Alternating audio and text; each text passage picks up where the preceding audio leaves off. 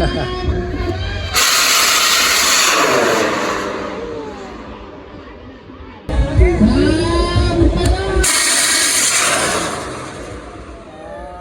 เลยทุกคนเลย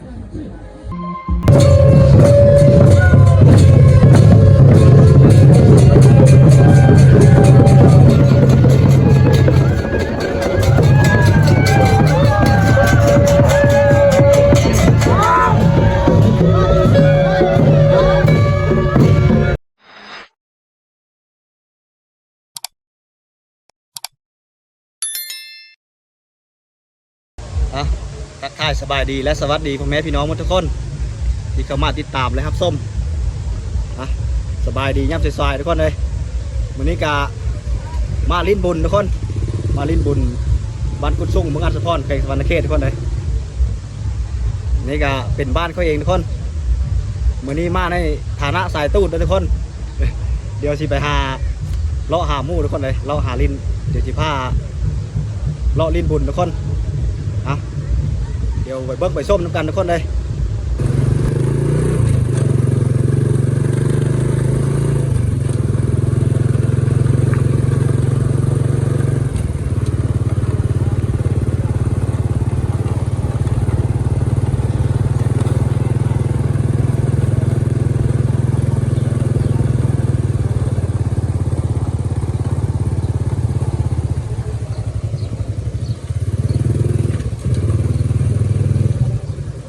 พอเทิร์นแล้วทุกคนเลยสมอยอยู่แท้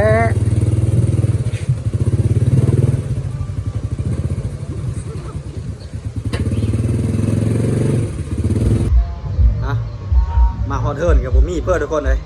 เขาลงบุญมาเลยเล็กน้อยกันวันนี้สีลงหาเลาะลิ้นบุญมาแล้วทุกคนเลยสีผ้าไปเบิ้งการละลิ้นของชาวบ้านกุดซุ่งครับทุกคนเลยไปเบิ้งพาไปเบิ้งมุกของมุกกองแล้วก็เบิ้งเขาแห่โคตรให้โบสทุกคนเลยเดี๋ยวพาหาล้อบุญทุกคนวันนี้สตีจะพาล้อบุญทุกคนเลยกับร่างไป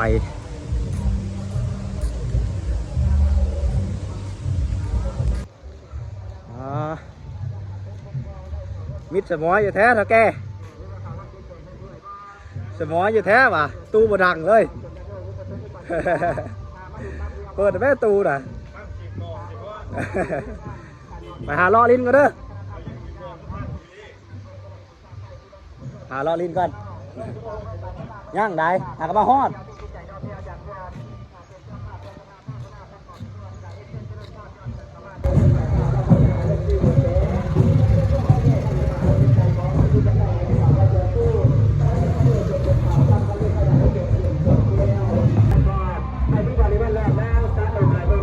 น้อยกับฟอนทุกคนเลยฟอนไหวนะ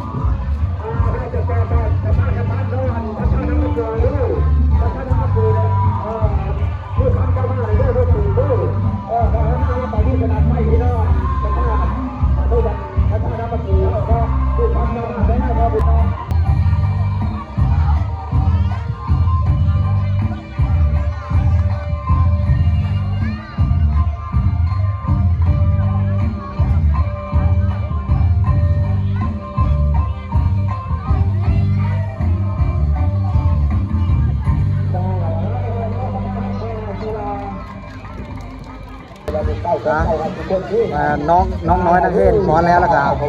จะเป็นสาพันไม่ยิ่งทุกคนเลยสาพันไม่ยิ่งฟ้อนมานี่เพิ่งน้ำกันทุกคนเลย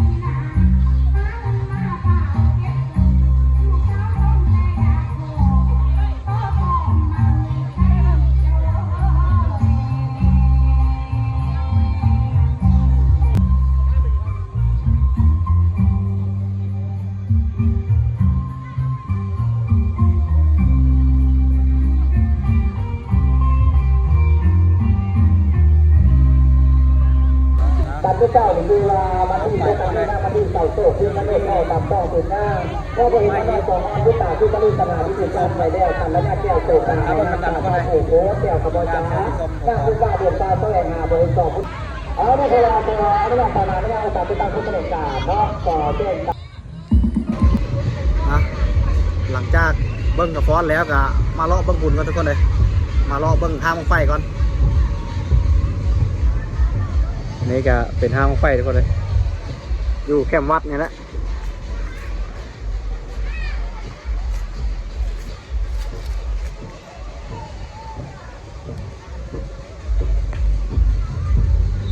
เอาเดียวบัดกับจูดเลยสิมาถ่ายเบิ้งทุกคนเลยน่าจะเป็นสงบ่ายๆไปแล้วจูดกัน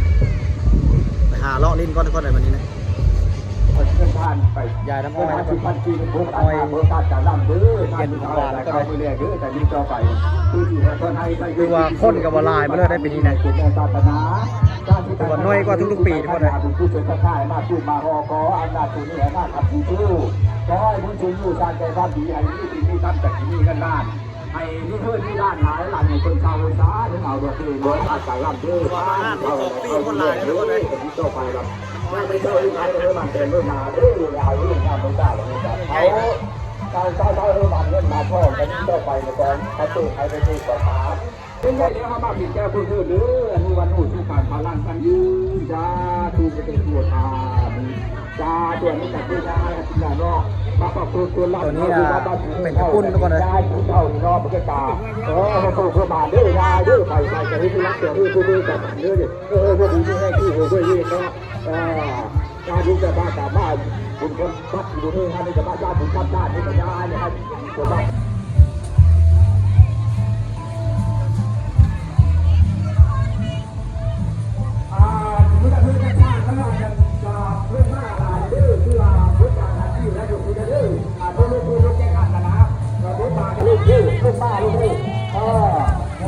อ๋อบอกขาแล้วข้าวหลามนี่นะข้าวหลามแซ่บเด้อเอาย่างดีจำตัวเริ่มดูสีนะย่าง3,000อันดอก2,500แม่ค้าใจดีซื้อ1 แถม 1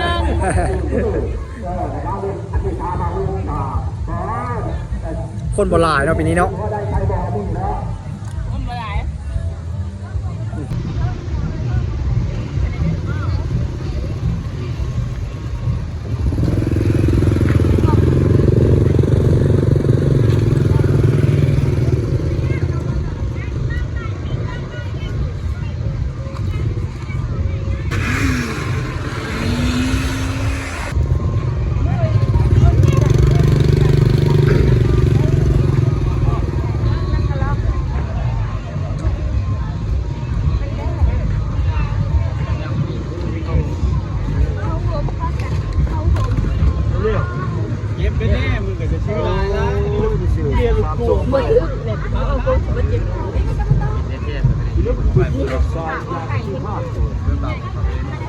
เอาฮุกมานะมาอีกมาเลยชิเจมเลยเอาไก่ก็เลยอ่ะชอบจานที่เลย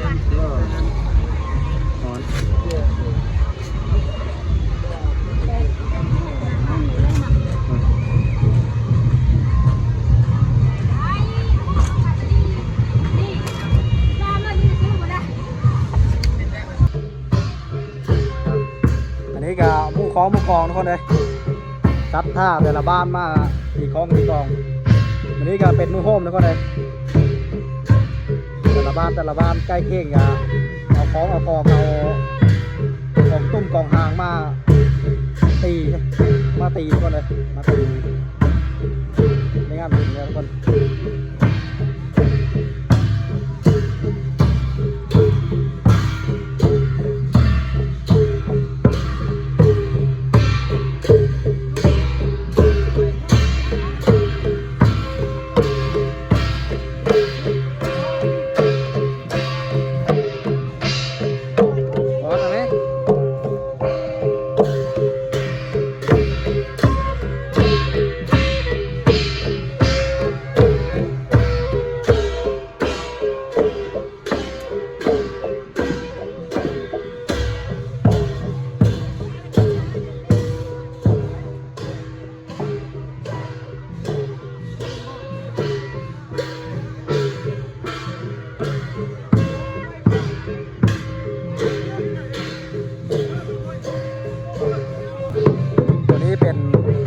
บ้านนามาเกิดทุกคนเลยบ้านใกล้เค้กนี่แหละ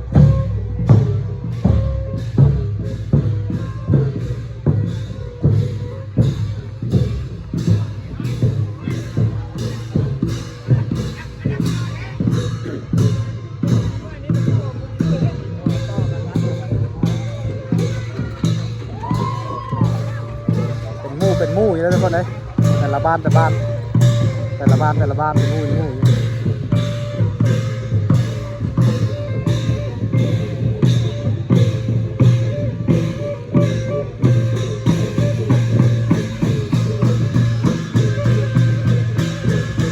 ว่าปีนี้ก็คนกับโบจะหลายเพื่อนทุกคนเลยว่าซับปีกายนี่หลายเพราะว่าบุญหลายบ้านทุกคนเลยบุญหลายบ้านเอาพ่อเดียวคนเลยก็หลายทุกคน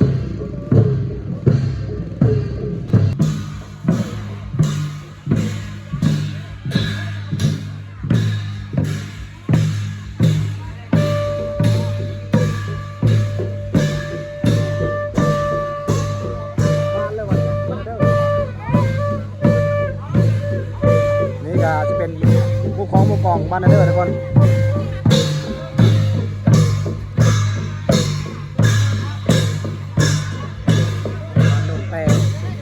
บ้านนนแต่บ้านนาเด้อนนแต่ทุกคน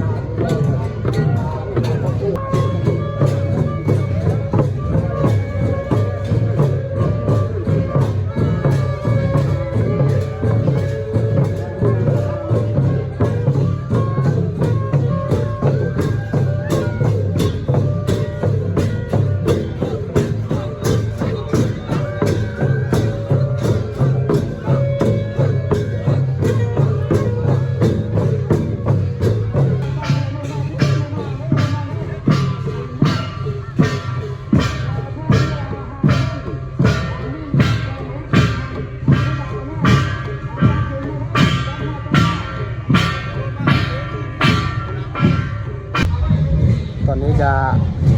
ชาวบ้านก็ได้จ้าเกมแห่โฮสแห่โบสทุกคนเลย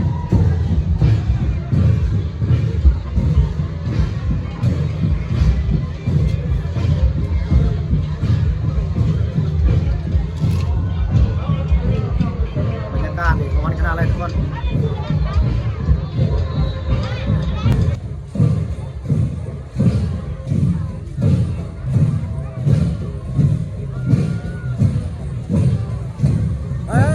เฮ้ย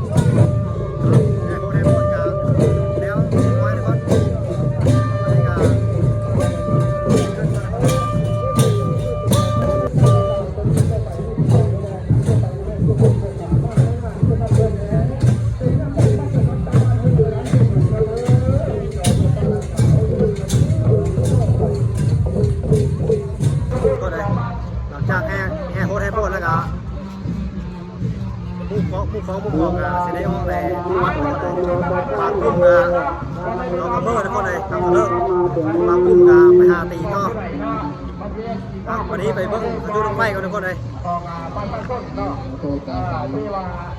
ลงไฟกับโบราณเลยทุกคนเลยปีนี้นะ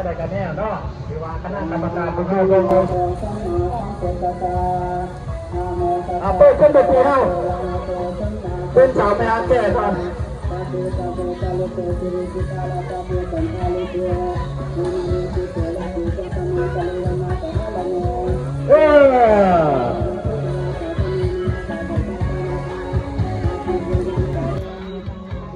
เอาล่ะบางไปครับปีนี้ถือว่ามีการเพิ่มขึ้นหลายเติมเนาะ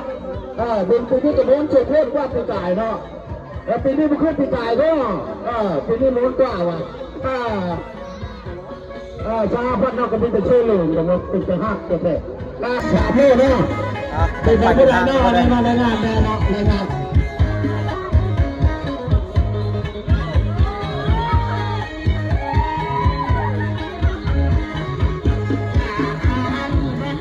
จะกันเร็วเก่าไปเนาะเริ่มนับกันทุกคนเลย เอาเลยเอานับกันเลย1 2 3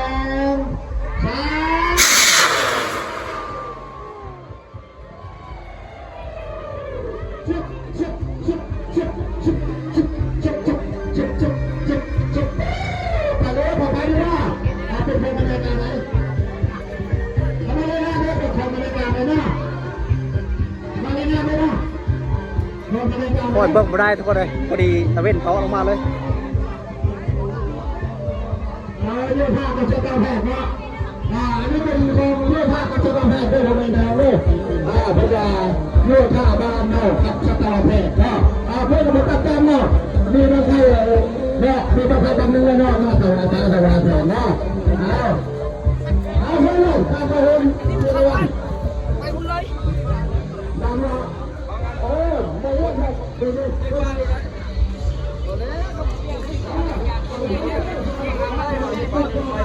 บรรยากาศกำลังกะเกมทุกคนเลยวัดลงไฟ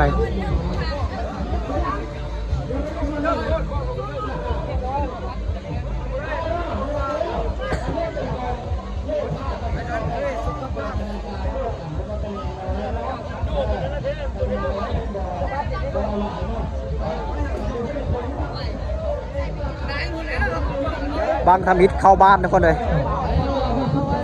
จักหลังใดที่ตื้อเลขแล้วมานี่ เข้าบ้านเจ้าไอ้เขา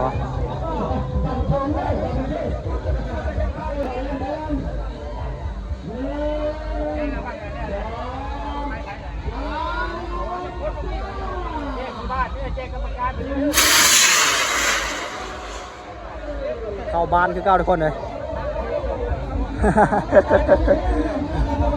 เข้าบ้านนี่บ้านนี่ครับ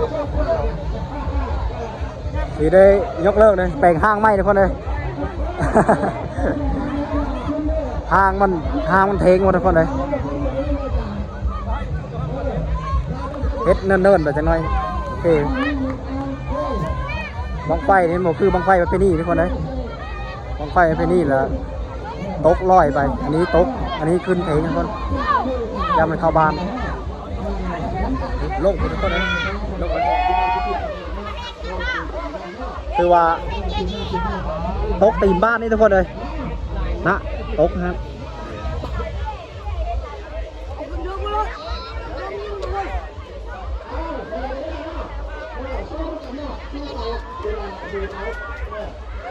จะได้แปลงห้างไหมกันทุกคนเลย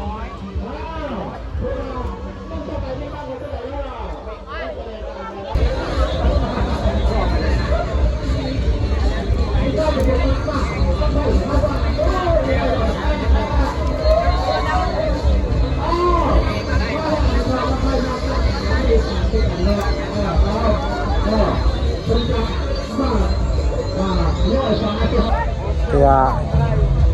แก้ไขอย่างนึงทุกคนเลย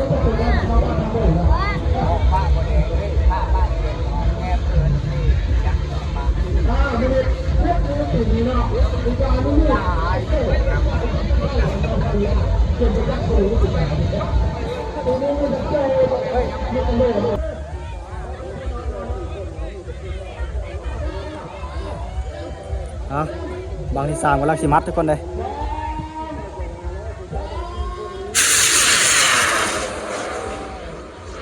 บางที่เข้าบ้านเข้าทุกคนเลย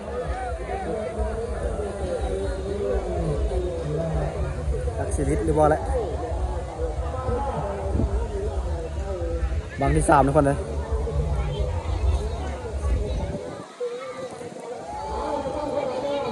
บางที่4กำลังขึ้นไปทุกคน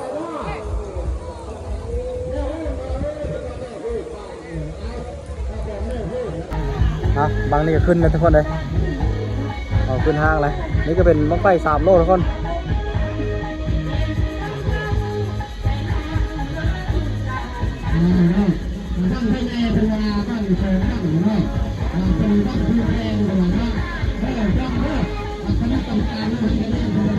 บั้งไฟเขากับมดทั้งหมดกับพอดีชัดเจนบังทุกคนง่ายสุดก็มีแต่บัง6 โลทุกคนเลยนี่บัง6 โล2 บัง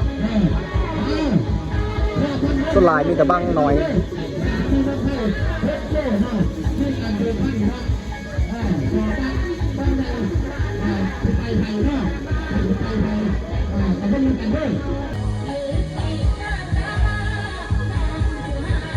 ขึ้นได้ปะ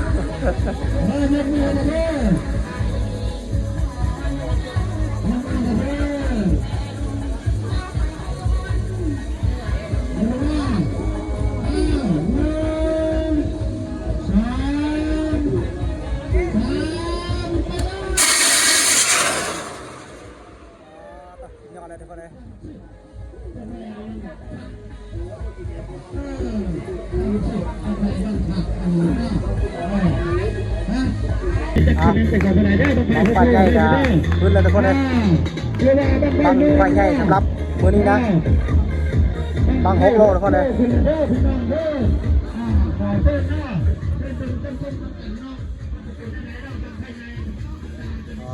กำลังขึ้นห้างทุกคน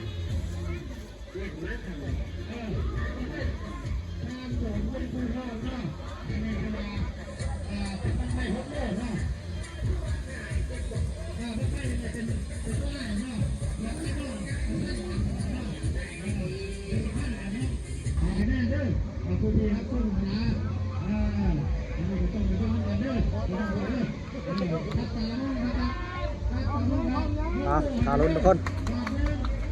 เห็นแล้ว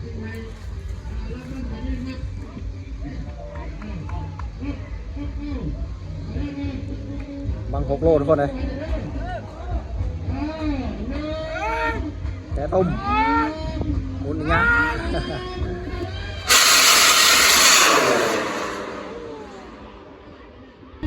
ลิฟเมฆเลยทุกคนเลยทุกคนหลังจากเบิ้งบังไฟแล้วก็ขึ้นมาหากินข้าวกินน้ำทุกคนเลยวันนี้สิไปหาเลาะลิ้นก่อนทุกคนไปหาเลาะหาตูดก่อนทุกคนเลยสำหรับคลิปนี้ก็จะได้ขอจบคลิปเท่านี้ทุกคนเลยขอขอบใจที่เข้ามาติดตามนะครับส้มเป็นกำลังใจให้ทุกคนไปทำมาพอกันใหม่คลิปหน้าทุกคนเลยขอขอบใจสบายดี